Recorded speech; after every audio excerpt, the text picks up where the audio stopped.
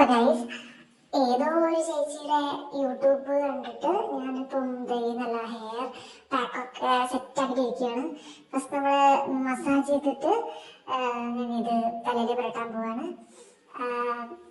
First യൂസിൽ തന്നെ hair fall ടപ്പേന്ന് വന്ന് നിൽക്കുന്നാണ് അവർ പറയുന്നത്. നമുക്ക് നോക്കി നോക്കാം. ഗൈസ് ഇതൊരുമാതിരി കാക്കാപ്പിട്ട പോലെ ആയാലും എൻ്റെ തലയിൽ എൻ്റെ മുഖത്ത് മാകായാലോ. ഇതാണ് പറയണത്, കണ്ണിക്കണ്ടതെന്ന് മാരി പത്തരുതെന്ന്.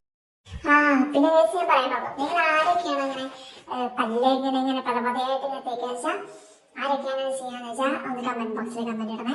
പിന്നെ ഇങ്ങനെ ഹെയർ പാക്ക് ഒക്കെ ഇട്ടിട്ട് ആരെങ്കിലും 8ന്റെ പണി കിട്ടിയിട്ടുണ്ടെങ്കിൽ അവരും ഒന്ന് താഴെ ഒന്ന് കമന്റ് ബോക്സിൽ ഒന്ന് കമന്റ് ചെയ്തിടണേ.